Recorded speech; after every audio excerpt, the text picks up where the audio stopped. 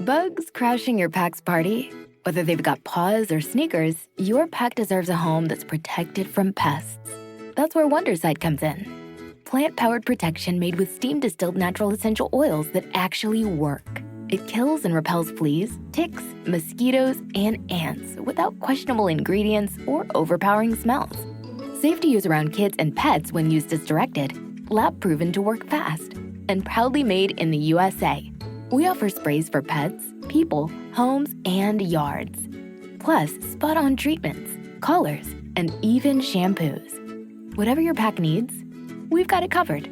Founded by a pet parent looking for a better way to protect her dog Luna, Wonderside's now protected over 21 million lives and counting. You might have even seen us on Shark Tank. Go to Wonderside.com and use code WONDER20 for 20% off your first order. That's WONDER20 at Wonderside.com. Wonderside. Protect your pack with plant-powered Wonderside today.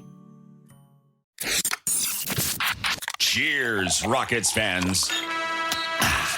Welcome to The Locker Line, an exclusive podcast from the home of the Rockets. Whoa! Sports Talk 790. Rockets!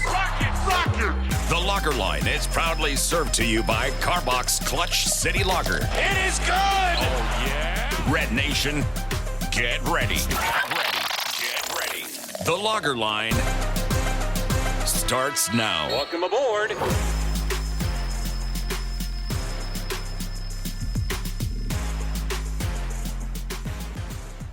Welcome in to an unfortunate breaking news episode of The Locker Line. As always, I'm your host, Ben DuBose. Today, I'm joined by Paulo Alves, my usual co-host and producer out of Portugal, and Dave Hardisty, editor of Clutch Fans, based here in Houston. You can follow me on social media at Ben DuBose, Paulo at Paulo Alves NBA, and Dave at Clutch Fans. I mentioned off the top that it's an unfortunate episode on this Monday, September 22nd, and that's because, as you probably know by now, Fred VanVleet tore his right ACL while working out in the Bahamas. We mentioned on the last pod that the Rockets were about to start their unofficial team minicamp in advance of training camp. That's what this was, and I'm told that when it happened, Fred really didn't think it was a big deal. He just sort of twisted his knee the wrong way, landed funny. It happens all the time in competitive basketball, and he really didn't think that much of it. But obviously, you're going to do imaging to be on the safe side, and the results are what they are. And full disclosure, if this pod doesn't sound quite as polished as they sometimes do, we're basically doing no editing on this one. We know you guys want content, so pretty much as soon as we stop recording, I'm going to send this live. So if there are some excessive ums or pauses, then whatever. Time is definitely of the essence here. Anyway, on today's pod, we're going to talk about what the implications are moving forward. Obviously, the Rockets are now without their starting point guard and their locker room leader. In terms of options, they could start Reed Shepherd. They could go jumbo and start Amen Thompson at point guard and then someone like Tari Eason on the wing, or maybe they go double big. There are honestly quite a few options. It's a very deep team, and I guess that's a little bit of a silver lining on a day that otherwise really sucks. So, Dave, I want to start with you because obviously you've been following this team for decades. You've had Clutch Fans, the blog at clutchfans.net, operational since the mid-90s. 2025 is obviously the 30-year anniversary since the Rockets last won an NBA championship, and the expectations since you added Kevin Durant a couple of months ago were that this team was one of your best opportunities to finally end that drought. And now you get this bombshell literally 1 week before training camp opens at the end of September. So, Dave, what were your initial thoughts when you heard the news? And I'm just curious, how does it stack up historically when you think of just awful, unlucky developments to just suddenly rock this organization? Oh, that's a good question, actually. For me, the offseason I thought was kind of done early. The Rockets traded for KD and, no draft, and things were just kind of quiet. Obviously, they added Dorian Finney-Smith later, but it's just been this tremendous expectations going into this season. And, I was starting to gear up to get back into it, starting on, Monday, like you mentioned, is media day and training camp set to open. And as you know, Ben, you heard the rumor. We started discussing it this morning about Fred VanVleet tearing his ACL in the Bahamas. And we didn't know if that was a vicious rumor or if it was true or what. And, we started digging to find out about that. And there was a lot of smoke and things that made us think, okay, this might be true, but we could not get that confirmation and assumed we'd have to just sit and wait for Shams or somebody to confirm that. And when he did, it was just, Fred VanVleet is, to me, the last, couple of years is probably the one player you could not afford to lose. Doesn't necessarily mean he's 100% the best player, but probably the most important, the leadership factor, just the ability to settle the team down, plays both ends of the floor, unique and a winning player, a guy who impacts winning. You probably can add KD now to that. You can't afford to lose. Maybe Amen has worked his way into that too. But, and Şengün certainly is amazing, but you've got a lot of depth behind him. You don't really quite have that behind a Fred VanVleet. You hope to have it with Reed Shepherd. Amen can maybe take over as a point guard. But to answer your question, I don't want to say Fred VanVleet, as good as I think he is, that he's on the level of a Yao or a T-Mac, but it does remind me of that, where the rug is pulled out from underneath you. Things are just looking so good. And then yank, something happens with Yao's foot or Tracy's knee. And, he's out like in 07-08, for example, in the playoffs. It's that kind of a thing where, this team's still going to be good, just like those teams were when they lost McGrady and then they lost Yao. They're still going to be good. But I think if it doesn't kill the actual championship hopes, and I do think they have legit hopes, it's certainly harmed it quite a bit. And that's what, you just feels a little somber to get that news. Yeah, and for purposes of this pod, I'm going to assume Fred is out for the season. The Rockets have not announced that. In fact, from my conversations today, they are very much leaving the door open to a return by the playoffs. However, for purposes of team building and planning, I think the assumption has to be that he's out. Typically, ACL recoveries are somewhere in the neighborhood of 8 to 12 months. It's 7 months from now until the playoffs start in mid-April. He's going to undergo surgery this week. Perhaps that helps him because some of the timetables, guys have taken their time with when they have their surgeries.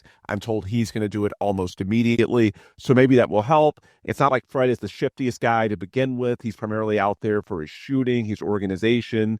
But even if he does come back, first off, it's unlikely. And secondly, I don't think you're going to throw him out there in a 30-plus minutes per game role, i.e. starters minutes, after barely playing all year and being one of the shortest ACL recoveries in NBA history. If it happens, you take it as a bonus, and it's probably going to be a 15 to 20 minutes per game bench role. I think for planning out this season, you have to assume that he's not going to be available until this time a year from now. And if something happens to change that, you take it as a pleasant surprise, and you know that it's probably going to be a smaller role rather than a larger one. It just is what it is. And Paulo, I'll move over to you. Full disclosure to our audience, I'll peel back the curtain. You were actually the first person that I heard whispers of this from. You actually messaged me late Sunday night about it. And at the time, the source was quite unproven. And so neither of us really knew what to make of it. Obviously, I think we were both hoping that it was fake or trolling, something like that. But it did strike me as an unusually random and specific thing for somebody to make up. Like if you were going to, try and bait people into a reaction, you'd say KD or Amen, someone like that, tore their ACL. For Fred VanVleet, it was so random that it was also hard for me to think that it was made up. So I did some digging Monday in advance of Shams breaking the news, and what I'll say is I definitely did not get a denial. So for me, there was sort of this slow sinking realization, and then at 2:56 p.m. Houston time, that's when Shams dropped the tweet confirming it. So, Paulo, I think you had even more lead time than Dave and I did in terms of processing all of this. What has the last 24 hours been like for you in terms of making sense of what happened, as well as your immediate reaction as to what it potentially means for this season? Yeah, as you said, it's something too oddly specific for someone to be making up. Like if you wanted to go for Max, react, and obviously you'd gone for KD or maybe even Şengün or Man. And it's just with these things, it's always hard because there's randomly people will say stuff, and there's a lot of those fake insider guys online. So it was always like first time I heard of the rumor, it was actually like 3 a.m. Sunday night for me, and I was like, there's no way. Like that's gotta be made up. It's gotta be one of those instances of stuff that people just make up to pretend they have sources or stuff like that. But then as time went on, and then as lack of confirmation, because this is something that you really easily can just say, hey, has Fred torn his ACL? And you expect to reply that, oh, of course he hasn't torn an ACL. It's ridiculous. And when that answer doesn't come, it becomes, harder, or reality starts to sink in. As far as how it impacts the team, I think Dave made a really good point. He is probably the least replaceable guy on the team, not necessarily because of his quality, but because of how the team was structured. And we talked about this throughout the offseason, on how the Rockets were really banking on Reed Shepard. Well, it turns out they were banking even heavier on Fred VanVleet, and he has been an Iron Man throughout his career. But going into the season now, I think there's a few things that you have to kind of set your expectations for, or kind of storylines that you can have going into it. The first one is, and to just dismiss all speculation, the Rockets are not in a position in which they can sign a minimum contract. We've talked about this throughout the offseason, and now we can say it just off the top, because I'm sure we're going to have a lot of people that haven't kept up to this point. The Rockets cannot sign Malcolm Brogdon or Russell Westbrook, or trade for a guy that's making a minimum contract, because since it's the offseason, guys that sign new contracts can't be traded until December 15th. And the Rockets are right up against the apron. And even if they wanted to, this is not a tax issue. The Rockets are already paying tax. They are not allowed per the CBA to go over the first apron threshold, because they spent the money of the MLE signing Dorian Finney-Smith. So you can throw that out of the window. The only way they can get a minimum guy will be December 15th if they trade away Josh Okogie. Because if you trade someone away, you're decreasing your salary, and you could make up space to sign for someone for the minimum.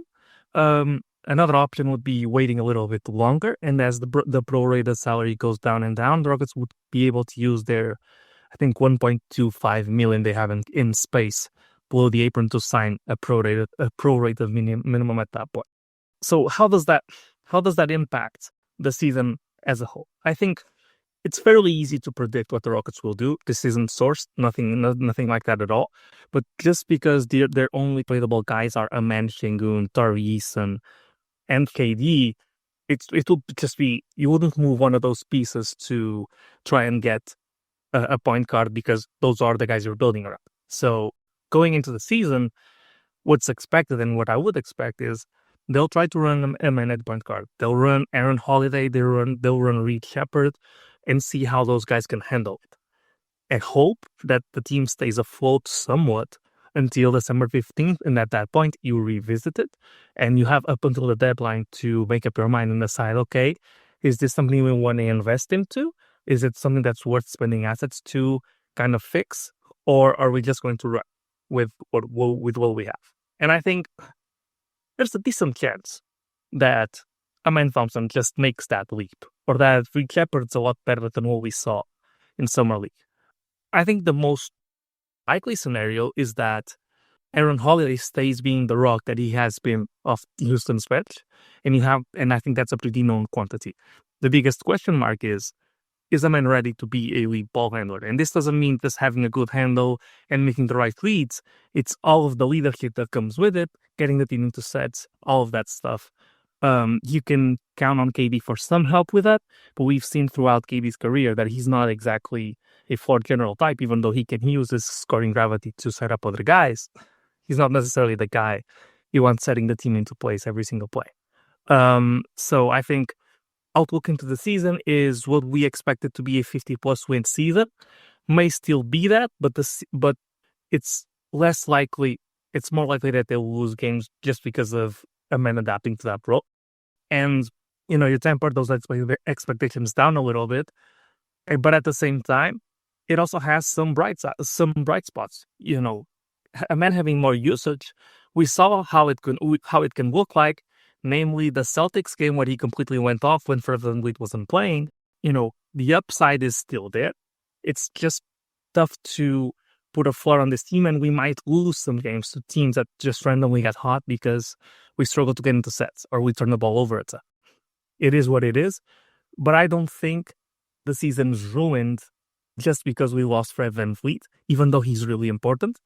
And I guess we'll get to see some of these guys sink or swim, and how they sink or swim will also affect how you build on into the future, both past this season. So it's just a lot to digest at one point, but I'm not throwing down the towel at all, saying we're not a contender anymore. I think we're a contender. I think the upside is still there to win a championship. I'm just not sure if the floor is there as well, because you're going from one of the most proven point guards in the league that plays off ball, that has that championship DNA, to a man Thompson who's really good, but we're not sure he's quite ready for that role yet. Well, one thing I want to make clear, and I think some of the initial reaction on social media is missing the mark on this point. The Rockets do not have a quantity problem. They potentially have a quality problem. Not for sure, but when it comes to replacing Fred VanVleet, I've been very surprised by the mention of the first apron situation and all the what-if-ing of, if not for being hard capped, the Rockets could sign Russell Westbrook or Ben Simmons or someone like that. No, the Rockets already have quality NBA guards. This is a deep team that weren't even in their projected day one rotation. Aaron Holiday, who you mentioned, Josh Okogie, these are solid NBA players that fit well into the Ime Udoka culture. I don't think the Rockets, even if they could sign someone, necessarily would. They trust the options towards the end of their bench. They also have Jae'Sean Tate, who can play make a little bit. They have J.D. Davidson, the MVP of the G League last year. The issue is not quantity. They do not just need another body and all of a sudden they're not going to be able to fill the minutes. No, guys like Aaron Holiday and Josh Okogie, I think those are the first guys that will get a look outside of the obvious and Reed Shepherd in terms of going further down your bench and the trickle-down effect. They'll get the first opportunity. It's not that the outlook would be significantly better if they weren't hard capped. No, the guys available to sign for an end of the bench role, a guy that hasn't signed by now, he typically hasn't signed for a reason. And so that's not the problem. The issue is the quality. And obviously you hope that Reed Shepherd will take a leap perhaps sooner than some of us had expected. If not, maybe there's some trade possibilities. We'll get into that. The Rockets are very limited now, and so that restriction is real. They have to wait until December 15th, January 15th, when guys they sign this offseason are trade eligible, potentially including Fred himself as a quasi-expiring salary. He does have a player option for next season. That restriction is real, and so it could cost you half the season in waiting. Although I guess the counterpoint to that, I do think that as long as you get in the top six, records aren't as important as they used to be. We've seen home court advantage in the playoffs, and obviously the Rockets saw it last year against the Warriors, meaning less and less with teams shooting more threes. Honestly, you can win on the road. You can lose big games at home, as the Rockets did with Game 1 and Game 7. So as long as the Rockets get in the top six and they don't have to go through the variance of the play-in tournament in these one-game scenarios, then, especially with Kevin Durant, you'll take your chances. And maybe you have Fred back by then as well, although you're certainly not planning on it. So perhaps it costs you a few games, but there is a way that you can rectify it by the middle point of the season anyway. And as long as you're in the top six, I really don't think it's a huge deal in the grand scheme. So I really don't think the first apron restrictions and the types of guys you could get for minimum resources or close to it are really needle movers in the grand scheme. I think that reaction is missing the forest for the trees. The issue is replacing the quality of Fred VanVleet, a very good NBA player. Is Reed Shepherd able to do that? Is Amen Thompson able to do that at point guard? And then if he is, can you replace his wing minutes with someone like Atari Eason or Dorian Finney-Smith? Those are the questions. And Dave, I want to bring you in on this point. When I was talking to people inside the building at Toyota Center today, I was told a couple of things. One quote that resonated with me was, the training wheels are off. You know, we've joked amongst ourselves about, what's the marketing slogan going to be? The last couple of years, they've gone from light the fuse to lift off. This year's phrase, if they wanted it to, based on the amount of times I heard it today, could be the training wheels are off. And to some extent, it was already trending in that direction already. Obviously, they moved on from Dylan Brooks and some of the veterans they've had. Well, now Fred and Dylan are both gone, the guys you sort of brought in as your culture resetters in 2023, and you're going to be really leaning into the young guys and giving them opportunities to take that next leap. I guess you do still have a veteran in KD, but he's new as well. So The culture centers are gone, and you have to hope that this foundation that you've built these last couple of years, that some of these young guys are ready and able to take the next step in their development. And so the argument as it was presented to me was that the floor is lower, as Paulo, I think you pointed out, but the ceiling isn't. In that, without the training wheels of Fred VanVleet, you're going to be giving even more opportunities to guys like Amin Thompson, Alperen Şengün, Reed Shepherd, guys who could be top shelf playmakers. Maybe they aren't yet, but they're going to get opportunities. And the other argument that was made that really resonated with me, if the Rockets are to win a championship this season, which they were amongst the championship contenders, but I mean, the Thunder were pretty dominant last year, 68-14, and went through the playoffs. Well, they did get pushed to elimination twice, but the point is they're a juggernaut that's young. They're only going to get better. The Rockets didn't feel that they were likely to win a championship even before today, unless Amin Thompson became an All-NBA level player. Not just an All-Star, an All-NBA, talking top 15, top 10 good. Well, the odds of that happening this season may have actually improved a little bit with this Fred VanVleet injury, because Amin's going to get even more opportunities and more responsibilities. Now, does it mean he's going to come through? Absolutely not. There's definitely some squinting, some wish casting, trying to make lemonade out of lemons. I understand that. I'm not saying that this isn't spin. It is, and I think the Rockets would acknowledge it as well. But in terms of actually winning a championship, breaking the drought, I think you needed Amin Thompson to be elite. Yeah. You may need Alperen Şengün or Reed Shepherd to take leaps as well. And so from that standpoint, the ceiling is just as high as it was before, and perhaps even higher. And so there's more anxiety, but I don't necessarily agree with the framing that this is crushing or devastating, or that the Rockets can't overcome and get back to, the expectations we had for this season 24 hours ago. It's a lot more uncertain. There's a lot more nerves, a lot more anxiety, and I think that's true inside the building as well. But while the floor is lower, the ceiling isn't. And so at least from that perspective, there's not any reason to be less excited about the potential of this year's team. Dave, does that characterization make sense to you? Yeah, it does. I mean, it's a good point. I do think if you're trading for a 37-year-old Kevin Durant, and you and I talked about this before, I do think you need to be confident or believe that you can win a championship. Doesn't mean it's a failure if you don't, but at the same time, he's 37. There are only a few years left, you would think, at least with Kevin Durant, that I think that they're going for it in that sense. But I agree with the assessment that to do that, you need Amin to make another leap. I mean, you just look at how much he progressed from year 1 to year 2. And if you see that again in year 3, then maybe that is feasible. Obviously, if he adds an outside jumper, we'll see if that remains to be seen if it can happen. But if he does, this guy could be an absolute terror. He's already a one of one, or as people like to point out with Asar, maybe, one of two type athlete, truly unique in so many ways. And I think he's got enormous potential. So I will say this, as you talked about, Amin and Reed are the two that you're looking at first and foremost. They're 23 and 21 years old. It's probably a little early for them to, at least for Reed to take over, but he's going to, get an early baptism here. He's going to learn quickly. As you pointed out, I think the goal was for Fred to bridge to Reed eventually. I just don't think, looking at him last year, he's quite ready for that. But he will probably progress quite a bit this year. But I think the good thing, and I know you guys have probably heard the same, they rave about the offseason that some of these guys have had. Jabari, Şengün, Amin, Reed.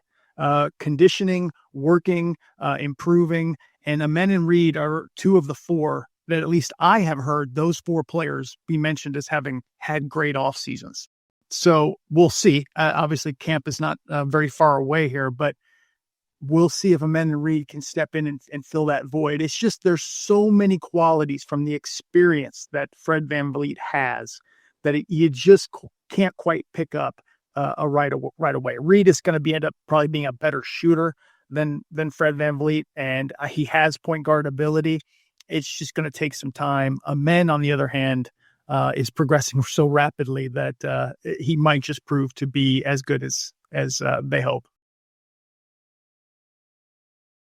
You're listening to Leaf Filter Radio, and the guru of gutter protection himself, Chris Coonahan, is here to take your most pressing leaf-related questions. Hey, everybody, Chris here. I understand we have Ron on the line. Ron, where are you calling from? Uh-oh. Ron, are you calling from a ladder? Well, I was. I wanted to ask Chris what I need to do to get my gutters ready to have Leaf Filter installed. Oh, Ron, you don't have to do anything. A Leaf Filter Trusted Pro will come out and clean out your gutters, realign and seal your gutters, and install Leaf Filter, America's #1 gutter protection system. So I didn't need to get on this ladder? Ron, Leaf Filter Trusted Pros are in your neighborhood and ready to help. Just visit leaffilter.com/day to schedule your free gutter inspection and get up to 30% off. Thank goodness. What was that site? That's leaffilter.com/day for your free gutter inspection today. See representative for warranty details. Promotion is 20% off plus a 10% senior or military discount. One discount per household. Bugs crashing your pack's party? Whether they've got paws or sneakers, your pack deserves a home that's protected from pests. That's where Wonderside comes in. Plant-powered protection made with steam-distilled natural essential oils that actually work. It kills and repels fleas, ticks, mosquitoes, and ants without questionable ingredients or overpowering smells. Safe to use around kids and pets when used as directed. Lab-proven to work fast. And proudly made in the USA. We offer sprays for pets, people, homes, and yards. Plus, spot-on treatments, collars, and even shampoos. Whatever your pack needs, we've got it covered. Founded by a pet parent looking for a better way to protect her dog Luna, Wonderside's now protected over 21 million lives and counting. You might have even seen us on Shark Tank. Go to Wonderside.com and use code WONDER20 for 20% off your first order. That's WONDER20 at Wonderside.com. Wonderside. Protect your pack with plant-powered Wonderside today. Yeah, I'll be honest. When the news first broke, my inclination was that a men would start at point guard, and then it'd be next man up at the wing spots. And you'd put either Tari or Dorian Finney-Smith, or maybe even the double big with Steven Adams and Alpe starting together. After talking to people inside the building, I'm less convinced of that. I think Reed is going to get a very long look in the next few weeks. And if I had to bet, unless he has a bad opening week of training camp, I actually think Reed will start to begin the preseason. I think they want to give him a real opportunity. They think the need for shooting, ball handling, actual point guard skills for more than one position, because it's not like a man's not going to be there. He's still going to be there.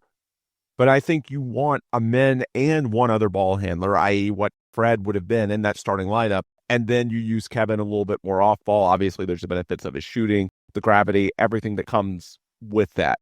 And so I think they're going to give Reed a long leash, perhaps a longer one than I expected. I've been told he's had a very strong offseason. It doesn't feel like that amongst the fan base because the couple of games he played at Summer League were relatively underwhelming, but there were some obvious circumstances there. The players that were alongside him were absolutely terrible.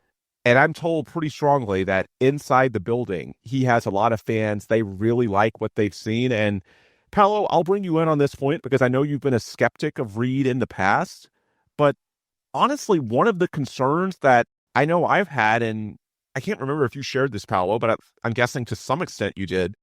The tricky thing with Reed in a backup role was that for his archetype to work, the efficiency's always going to be there if he shoots threes at volume. It's like that Clipper game where he really showed out to begin Summer League. At the end of the game, the box score was really good, but there were long stretches where it wasn't. It's just, it takes until you put up 15 threes sometimes, and all of a sudden, if you're shooting 40% on threes at that volume, your true shooting is going to be pretty damn good. And if you're also getting, 7 or 8 stocks, then even if you get beaten defensively a few times because you're not big enough or moving well enough side to side, well, ultimately, if your true shooting is really good and you're shooting 40% from 3 at volume and you're getting 7 or 8 stocks in a game, steals and blocks, then you can live with that. You can work with it, especially when there's upside to get a lot better. But one of the concerns that I had was how is that going to translate to a backup role where obviously, and we saw this as a rookie, he's going to get a little bit gun shy if it's in a limited sample, i.e. if he starts off 0 for 4, he's not going to want to go like 1 of 9 in 10 minutes and tank the game himself alone. And so there's not enough time for that sample to normalize. As a starter, his numbers were very good. And I think the difference he felt free. He played loose. He was a lot more empowered. And so we're going to see if he starts that version of Reed Shepherd. Beyond the sample size argument, which I think is real, just a couple of summer league games, bad competition, bad supporting cast, I should say.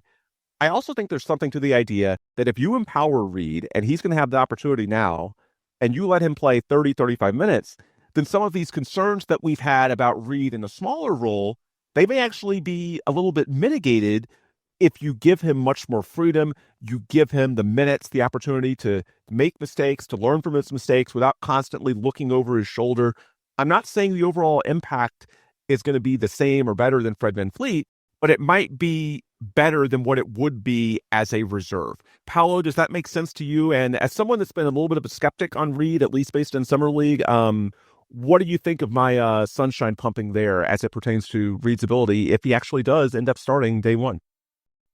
So I'm still confident about the season, but it's not necessarily because I believe in Reed. And let me put that in a nicer way. It's not that I don't believe in Reed, it's just I don't believe he's ready yet.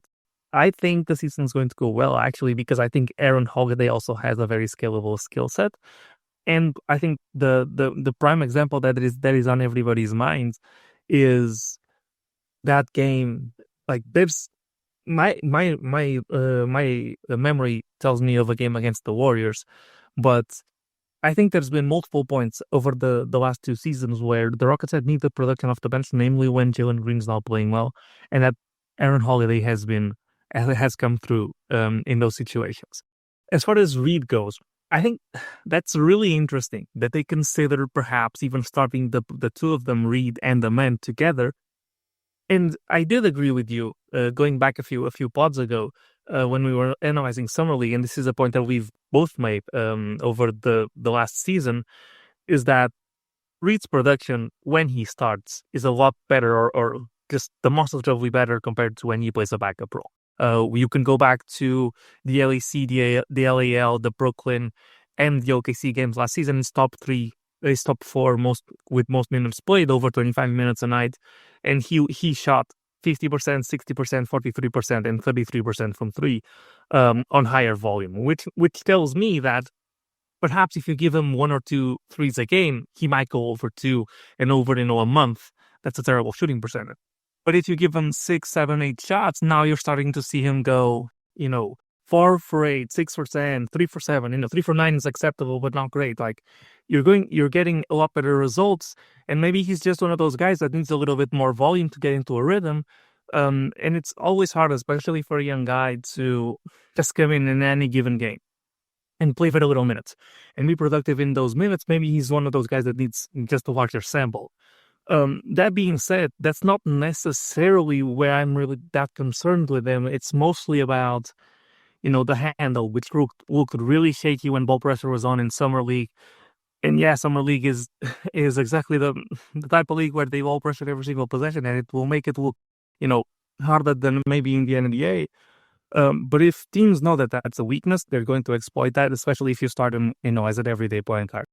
I think personally, maybe they'll give Reed the starting spot for, a week, 2 weeks, but I don't think that's going to work out, that well. I think they'll eventually settle into, maybe a middle term between the two. Maybe you don't go full length with a man, Tari or Dorian Finney-Smith, KD, Jabari, and Şengün. Maybe you go two guards, but those guards are a man and Aaron Holiday, for example. Maybe that's what you try and do. But I'm sorry, I'm just not that confident in that, at least early on in the season, that you can, rely on Reed that heavily. Just because, call it being overly pessimistic, but we've been stung before by guard projects, and at this point with prospects, I'm at I'll believe it when I see it, and I believe a man because I've seen it from a man. I believe Şengün because I've seen it from Şengün. I believe it from Tari and Jabari because I've seen it from Tari and Jabari. That may be the look they go with early in the season, but I think eventually they'll settle on either Aaron Holiday and Amen Thompson, which I think is going to be what Ime Udoka is going to want to do, the full length lineup and just their teams to outscore a team with a defense as insane as that lineup would be.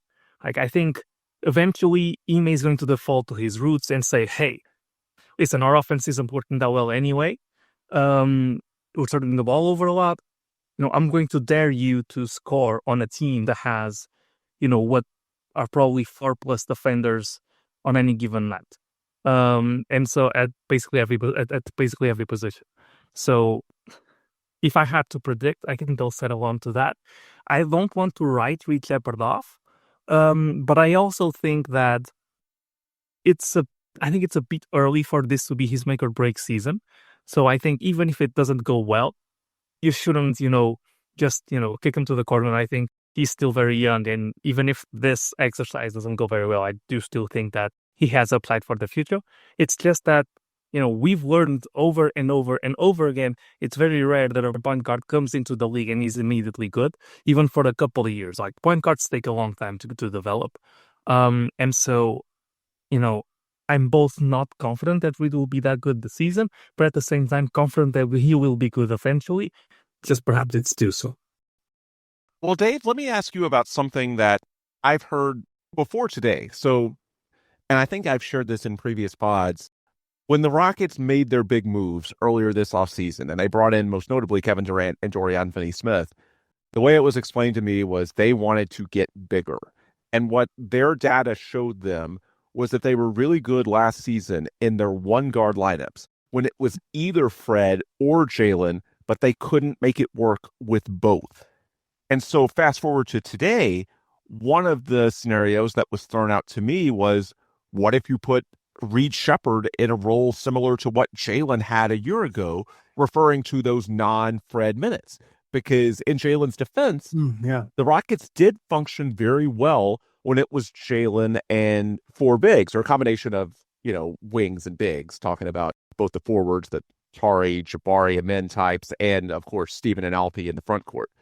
What do you think, Dave, about the idea of, putting Reed into something similar to those Jalen-led lineups from a year ago? Because I don't think that's a crazy high bar. I mean, I'm not trying to throw Jalen Green under the bus, but it's not like he had a great handle. It's not like he had a great outside shot. Now, Reed isn't as big. He's not as athletically explosive. It's not an apples to apples. But I don't think the bar is crazy, crazy high if we're talking about trying to replicate, Reed and 4 bigs, the success that Jalen and 4 bigs had a year ago. What do you think about that potential model or template? But to be clear, you're saying Reed doing this off the bench, not because Jalen had the dual role of starting and being along with those guys, and then also doing that. Or are you talking about Reed just coming off the bench doing that? No, I'm saying conceptually the lineups that he'll be out there with the 4 bigs. Yes, for Jalen, it was generally not with the starting lineups because, with the exception of, I guess there was the month of February and some of January that Fred was out with the injury. So there was a little bit of time that Jalen was the lone guard. But yeah, like mostly it was Jalen doing it off the bench. In this case, it'd probably be Reed starting. But just the idea that you can function with a lineup of Reed and 4 bigs, similar to how you could function with lineups of Jalen and 4 bigs from a year ago. Yeah, I absolutely can see it. And just to, I'm not to avoid that question, but kind of ties into it as well. That I was talking about the starting lineup. I mean, you've lost 3 starters from last year. So, obviously you traded 2, now Fred's out. And I think on paper, you're better, but there's still that sort of chemistry cohesion question and how they're going to play, because they've lost some key guys, and at least certainly Dylan Brooks defensively, Jalen Green with his speed, and Fred just in general, all of his leadership. But I can see Reed. I'm hoping. Let me just say that I share some of what Paulo's saying about Reed. It's defensively. I think that's one of my big concerns. But I'm still hopeful of the Steve Nash-esque comp that we could see from him as a point guard and a sharpshooter. I've seen him run a pick and roll very effectively. He moves really well. So I think he could do the type of role that you're expecting. It's just there's so much on paper that we don't know. And looking at it, taking out Fred's 30 some odd minutes because Ime Udoka leaned on him so heavily. I mean, it comes out to me that it's going to be probably a tick more for Jabari and Şengün. Tari's minutes are going to come up, but Reed's definitely But I still think right now Reed will probably come off the bench. I think you're probably looking at Amen, KD. I'm going to guess Jabari and Tari, and then Şengün, but maybe Dorian Finney-Smith replaces one of them, Tari or Jabari. But that's what I would expect. And then you're running with Adams, Reed, Capella, and whoever doesn't start, Tari, Dorian Finney-Smith, Jabari off the bench. But I could see Reed doing it, and I'm hopeful. Like I said, I want to see a year two leap from him. The shooting, I'm not even concerned. He hasn't been great, but he's had games where the flashes show. I'm not concerned about that eventually showing out. It's just the other things, strength, being able to defend in a 5-man unit, and just being able to run an offense. So I think he's going to grow quite a bit this season. Well, and as far as the other starting lineup options, so we did a pod, Paulo and me, last week looking at the options when we thought you had 4 locked-in starters between Fred, Amen, KD, and Şengün, and we came to the conclusion that it was likely Jabari and Dorian that would be the finalists for that 5th spot. I've actually heard since then that Tari might be more in that conversation than we had thought. I don't think he's ahead of Jabari. He might be a little bit ahead of Dorian Finney-Smith entering training camp. Now, perhaps some of that is just familiarity, but I think Tari will definitely be in the conversation, if not to start, at least to have even more minutes and usage because of this injury. Dave, I've got to ask you about Jabari because I think people know that you're a Jabari stan. Potentially, this gives him a few more creation opportunities. What do you think the trickle-down effects are of losing Fred for Jabari? I mean, the downside is that you have less organization, you have less structure. The upside, I mean, there's going to be a lot of possessions where obviously, Amen, Şengün, KD are, drawing a ridiculous amount of attention on one side of the court. And without a point guard, it may be as simple as, give it to Jabari on the weak side against the other team's weakest defender and let him go to work. What do you think this means for him? Well, it's funny. I think Jabari's going to have a good year. I'm excited about Jabari. I'm not super excited about necessarily his creation ability. I would love to see him get more opportunities, like, dumping into him in the high post, turn, fire. I would love to see that happen. So that would be great. But, for me and my whole basketball philosophy, it's really franchise players, 3-point guys who can bring 3-point shooting and defense around those franchise players. And so for me, what I'm looking for from Jabari is just give me that 40% 3-point shooting season. Give me that the rebounding that he brings, from the size and defense. And that to me makes him a really good hybrid 3-4-5 with his size. And that's what I'm looking for most out of him. Creation would be fantastic, but it's never been, the kind of thing that I saw for him. I never envisioned him being some sort of a Jason Tatum-esque player where you hand it to him and he's, creating all over the place. But I could see him absolutely turning and firing, a la LaMarcus Aldridge or KD light, let's say. And I love the fact that he's going to be working with KD this season. I just love that. I know they're different players, but I think just him to watch KD, the same thing with Şengün watching Steven Adams last year and this year. I mean, look at Şengün and how much stronger he's gotten and better conditions. And I'm not going to totally credit Steven Adams for that. Şengün's had 3 good off seasons in a row in that regard. But, that's the type of example that you want around Alperen Şengün for him to get in good shape and get stronger. And the same thing, KD for Jabari, in my opinion, is going to be fantastic. You're listening to Leaf Filter Radio, and the guru of gutter protection himself, Chris Coonahan, is here to take your most pressing Leaf-related questions. Hey, everybody, Chris here. I understand we have Ron on the line. Ron, where are you calling from? Uh-oh. Ron, are you calling from a ladder? Well, I was. I wanted to ask Chris what I need to do to get my gutters ready to have Leaf Filter installed. Oh, Ron, you don't have to do anything. A Leaf Filter Trusted Pro will come out and clean out your gutters, realign and seal your gutters, and install Leaf Filter, America's #1 gutter protection system. So I didn't need to get on this ladder? Ron, Leaf Filter Trusted Pros are in your neighborhood and ready to help. Just visit leaffilter.com/day to schedule your free gutter inspection and get up to 30% off. Thank goodness. What was that site? That's leaffilter.com/day for your free gutter inspection today. See representative for warranty details. Promotion is 20% off plus a 10% senior or military discount. 1 discount per household. All right, as we wind down the pod, let's look at the external possibilities. We spent most of this talking about internally because honestly, that's the way it's going to be for the foreseeable future. Because the Rockets are hard capped at the first apron, it's not like they can easily sign someone. But more importantly, as mentioned earlier, I don't think the caliber of player available right now would be better than Aaron Holiday or Josh Okogie. Like, I'm seeing this viral tweet from Legion Hoops. The Rockets' zero cap space makes them ineligible to replace Fred VanVleet with any free agent. Not Westbrook, not Ben Simmons, nobody. Tough. That's ridiculous. I don't think that those players are needle movers in any way, and I don't think there is any regret internally, and I'm not just speculating on this, that they signed Josh Okogie instead of one of those guys. They are not the types of players that you replace Fred VanVleet with.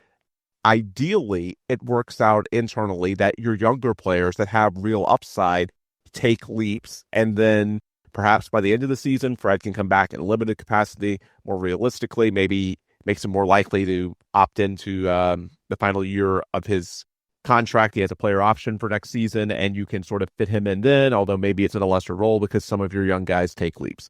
That's a long way away. But I think for the here and now, we're talking about the internal options because it's largely what the Rockets are going to do, and it's really all they can do until midway through the season. December 15th and January 15th, those are the dates leading up to the early February trade deadline that guys who signed contracts in the preceding offseason become trade eligible, including Fred himself.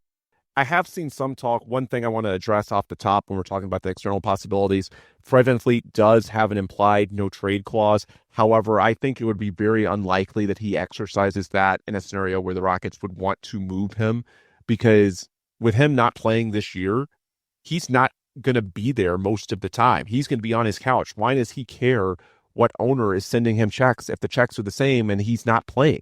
Why does it matter to him? And if he doesn't like the situation, he can become a free agent next offseason. The Rockets have had a good relationship with Fred. I'm not saying it's impossible, but I would be very surprised if he blocked a trade, given that he's not going to be playing anyway and he can become a free agent next offseason. I would be very surprised.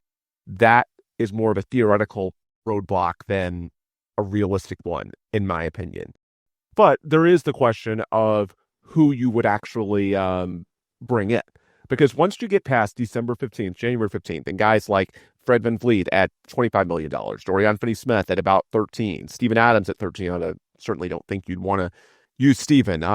Certainly your lesser guys, Aaron Holiday, Jayshawn Tate, Jeff Green, all these guys you signed this offseason, Clint Capella, become trade eligible. And so then you can pull salaries. You also have a lot of future draft equity. I know you don't want to use it, but one of the reasons you build up a draft stockpile is in case of emergencies, and this is an emergency. If it looks like you're, at a championship level, except for that lead guard spot, and you have a 37-year-old Kevin Durant, then maybe that's when you use a little bit of that future draft equity to fill this hole. We're a few months away from that as of late September, but it's something that at least you need to keep in the back of your mind. And that's where I think replacing Fred externally comes into play. It's not guys who can sign for the minimum right now.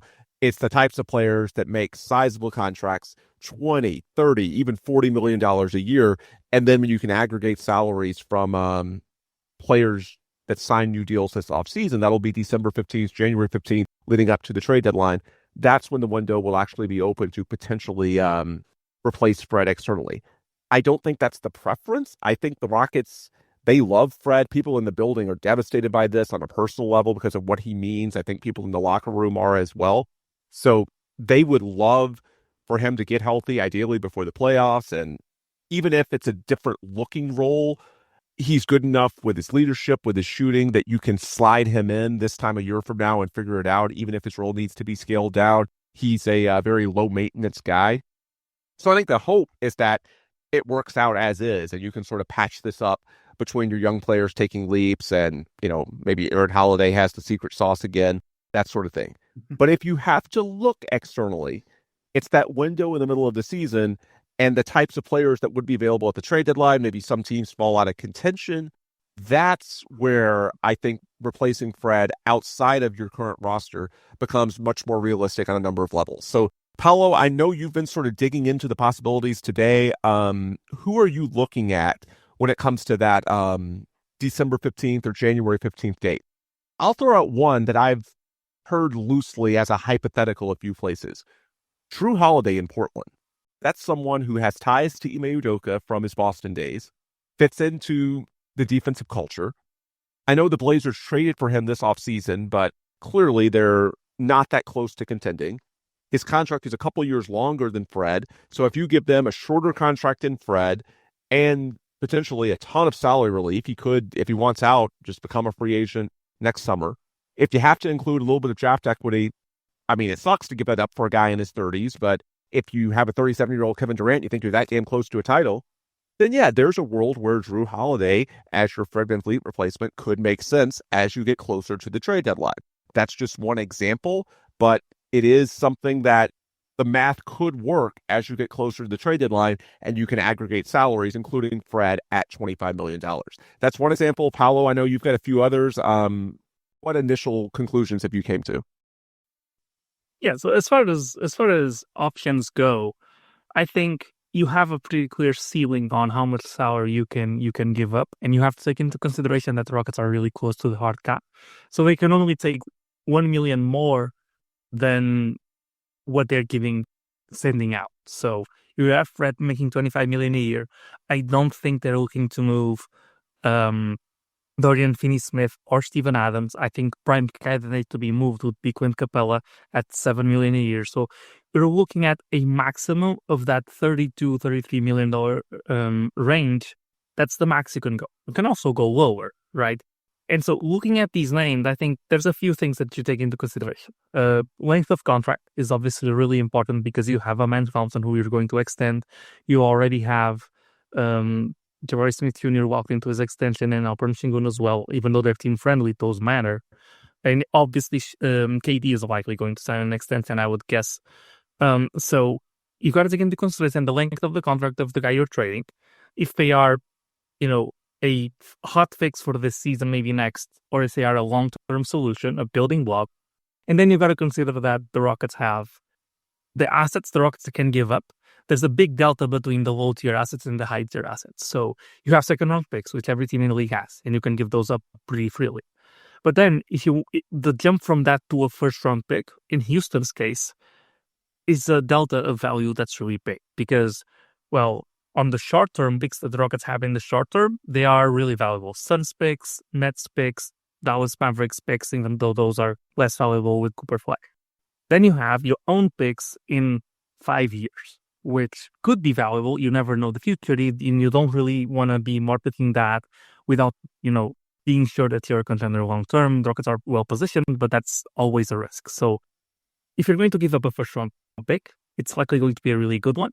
So it kind of takes us off a little bit of the sweepstakes of those mid-tier guys. So I guess I split the guys that work financially into 3 tiers.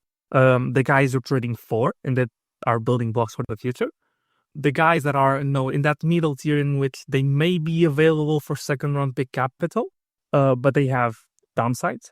And then the guys who are likely just one-season band-aids or, guys that you'd only really go for if things are going really badly. And so I guess I'll go tier by tier and I'll ask if you'd be interested in any of the guys from this tier. And if not, I'll move on to the upper tiers.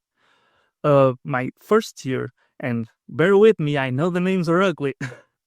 That tier would be, Malik Monk, Colin Sexton, Terry Rozier, and this one hurts even more, Jordan Poole. These are the guys that you'd be able to get for really cheap, but they really stink. Any interest at all? Or would the season have to be completely going haywire for you to even consider any of these? I don't know if you're asking me necessarily, but not as excited about those names. Terry Rozier is somebody that you could probably get pretty cheap. Jordan Poole as well. I don't think they quite fill that role. I know you illustrated that, but that's just more of a Jalen Green type of fill, in my opinion, than a Fred VanVleet. Although Terry Rozier could boost your DraftKings possibilities once Texas eventually legalizes gambling. All right. Listen, I knew the reception was going to be bad to this one, so I just had to get it out of the way because I know the people on Twitter are looking at these names and going off. Oh my God, we get a hooper again. All right. let's move on to the second tier.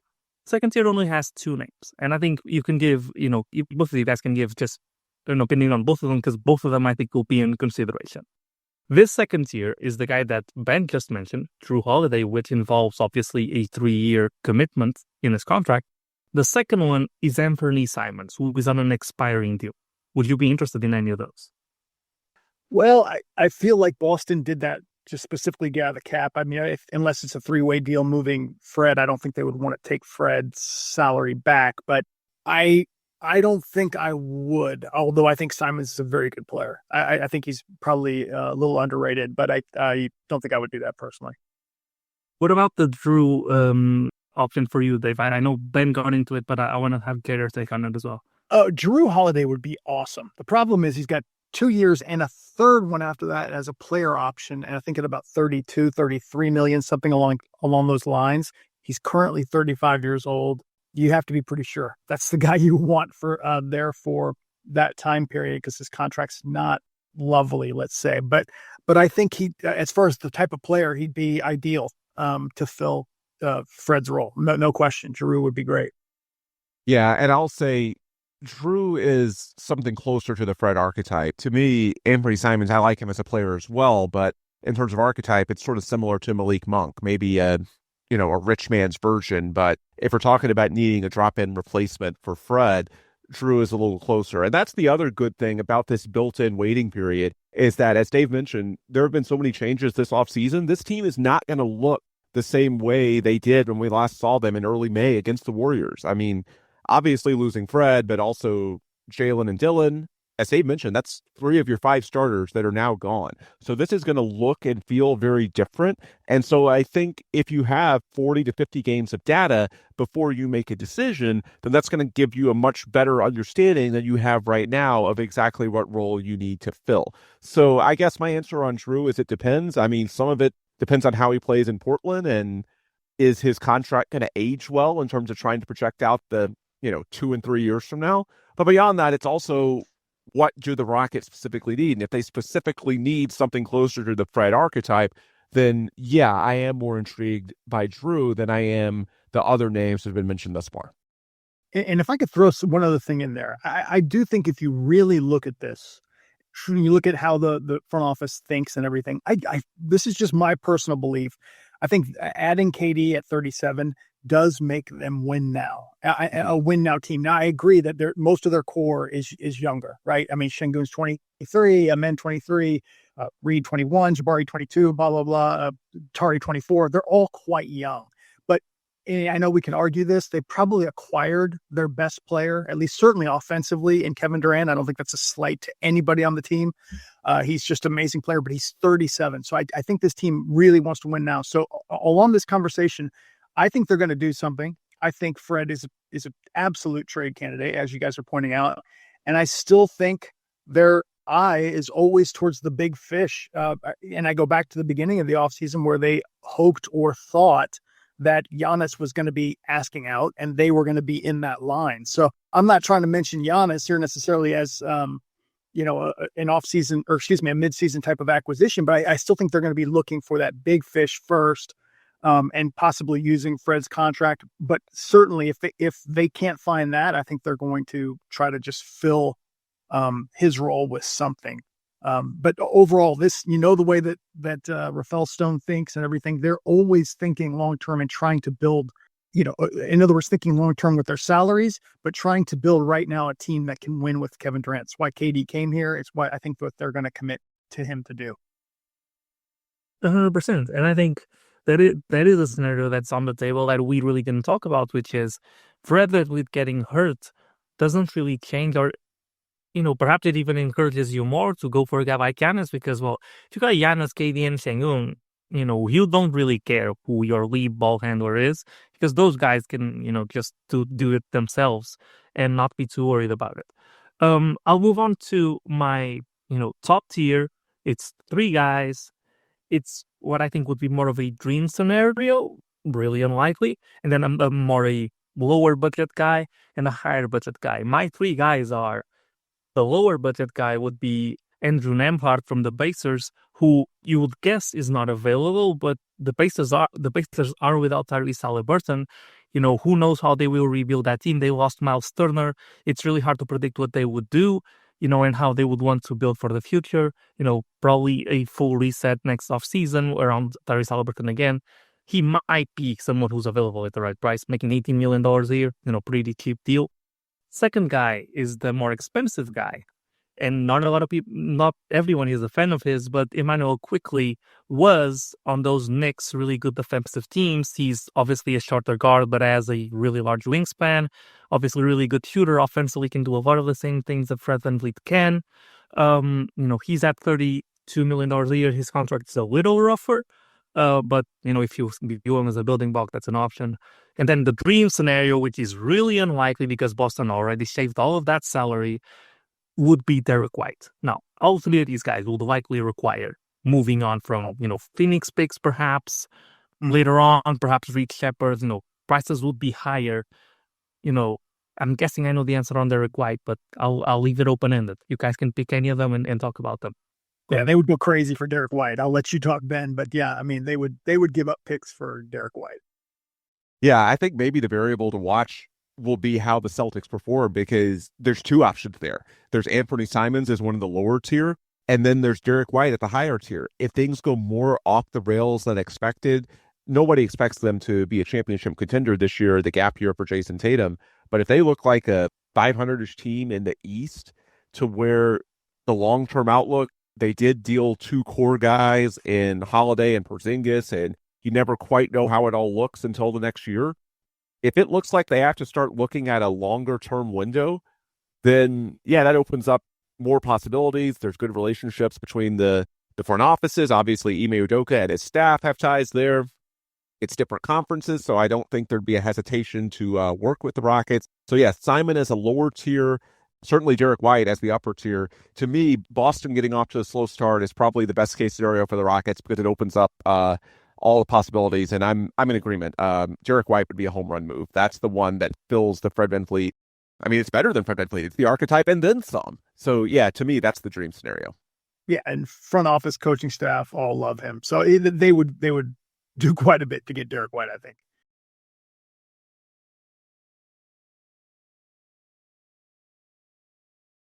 Let me throw in one other name. There is another lead guard that the Rockets almost signed in 2023 before they signed Fred VanVleet. And he's got some experience with the Rockets, by the way. He's also got some experience with Kevin Durant, and that's James Harden. Now, some people might recoil hearing that, and let me be clear, I have not been told that by anyone involved with the Rockets. However, what I will say, I do know the front office and Ime, they definitely respect his game. There's a lot of uncertainty with the Clippers, both the outlook in terms of how the team is aging, and now all this stuff going on with Kawhi and perhaps the salary cap circumvention and the investigation that's going on. If things are going sideways for the Clippers and there's an opportunity to buy low on James Harden using Fred VanVleet's salary and a little bit of matching filler, would you be open to that? I know it's a different archetype. Again, there's a reason the Rockets went with Fred and not James. However, the team has also changed some since then, so perhaps the need evolves a little bit. What do you think about, I admit it's a small possibility, but about the Harden reunion path if the price is low enough? Because I don't think the price would be that high at his age. I feel pretty confident in saying James would want to be here. I think that is extremely clear by now. What do you think about that as sort of being in your back pocket? Because I know the Rockets did some digging, and at least for a basketball standpoint, they still value him as a player. They know he's very good. I think he'd be inspired to want to play here. What do you think about that as sort of the ace in the hole card in case you need it? You want me to go, Paulo? All right. I didn't know if you wanted to jump in on that one. Yeah, I'll let you go first. I'm crunching some numbers, so yeah, I go back to it. I mean, the funniest part about that is when you first mentioned to me this, Ben, off air, I thought you were leading up because your description fits perfectly as well for Russell Westbrook. And I was like, oh, hell no, Ben, please. But, James Harden, let's just, from what we know about James Harden, I would be willing to bet if anything goes south in LA, he wants to be here. KD is here. This team is young and looking up. They've got good role players around key offensive players. So I don't have any information in that regard, and I don't know what it would take. And like I said, LAC was really good last year. Their defense was fantastic to close the year. So I don't know if necessarily that thing is going to go south, but the whole Kawhi thing is really, really wild. So if for any reason James Harden were to want out, Houston would be number one on his list. What he said when he left here, he meant it. He wanted to come back. He planned on coming back in 23. It was the Rockets that kind of rebuffed him, to be totally honest. So, there's nothing to get excited about, but it would be really wild if he ended up coming back here with Kevin Durant. It's already wild that he's in LAC with Chris Paul. Well, that's a whole nother can of worms to talk about that they're back together. But it would be crazy if he was back here. I'll just say that. And I would not be against it at all. I think James Harden, it's uncanny how many, times we've seen him sort of fail at the end in the playoffs, but he is just too good. I would unquestionably bring him back. I know some people would not agree with that, but I would. I guess Chris Paul would be a lesser option, but I think he'd be at a clearly lower tier. Yeah, and I tell you what, Chris Paul just from a couple of years ago would be perfect, just ideal. And yeah, it's a shame that we couldn't get him. Now we didn't necessarily need him, but he would be great too. They need smarts. They need just solid two-way play, can knock down the open shot. Don't necessarily need elite athleticism or just insane gifts. You just need smart leadership and play is what you need at this moment. But yes, that's another good name to throw out there. Paulo, I'll let you have the final word. The Harden and CP3 reunion possibilities. Any interest there? So the heart really wants to say yes. And honestly, the brain also kind of sees it as an option. There's some obstacles, right? As I said, financially, if you're going to go after James Harden, he's making $39 million. You would need a combination of either Fred VanVleet and Steven Adams, or Fred VanVleet, Clint Capella, and Reed Shepard. If you go for Harden, you've got to give up, one guy that's a core piece of the rotation, whether it's Steven Adams, Reed Shepard, plus Fred VanVleet, and then if it's Reed, gotta give up Capella. If it's Adams, you don't. But that's got to be your baseline. You've got to give up at least one key rotation piece besides Fred if you want to go for Harden. As far as the fit, you did make the point. LA was really good defensively last season. James Harden does want to come back, and he'd be extremely motivated if he did get back here. Obviously, when he left, he said he'd come back. He tried to come back a couple of years ago, and the Rockets weren't that interested because they were trying to change the culture. I think at this point, the culture is instilled. And even defensively, I think Harden would be our worst defender, but I don't think we'd have any other liability out there as far as defense goes. And so even if you needed to hide them on post players, you could. Shane's plenty mobile enough, I think, at this point to have him guard floors. The stuff we did with Harden back when he was here the first time around, we can still do. He's still that guy. And contractually, he has the player option. I think Harden to come back would work with us, would work with the front office to, make whatever structure on deal work for the Rockets to be comfortable with it. If that meant declining the player option, I think he would do that. But even if he wouldn't, a 1+1 is pretty much ideal for the Rockets. It would end right before Amen Thompson's extension kicks in, and so you would be perfectly comfortable bringing him in from a salary cap management standpoint long term. It would be really up to, do you believe you can win a championship with a team that consists of a starting lineup that's likely to be James Harden, Amen Thompson, Kevin Durant, your pick of Dorian Finney-Smith, Jabari Otari, and Sengun, with the bench that comes with it? I think you can. And I think that steadiness on the ball would really help us. And even a diminished version of James Harden compared to what he was when he was here, it kind of fits even better into what we need right now, which is not necessarily another ISO scorer. We got KD for that, but more of a floor general. Obviously, as Dave said, Harden would love to come back. He has a really good relationship with KD. I think you can tell the result from that Brooklyn trio was that KD grew closer to Harden, not necessarily the original pairing they had. And I think they both believe that if given the chance again without Kyrie, that they would have gone further. So the heart really wants it, and the brain is slightly positive on it, knowing now what has happened with Fred VanVleet. I think you were expecting a more negative response than you got from the both of us.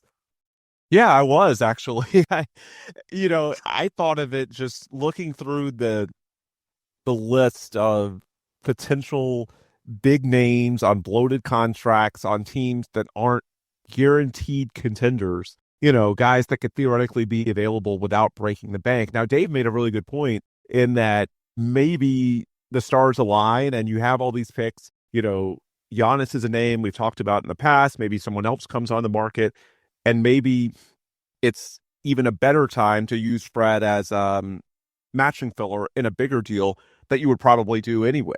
And so perhaps that happens.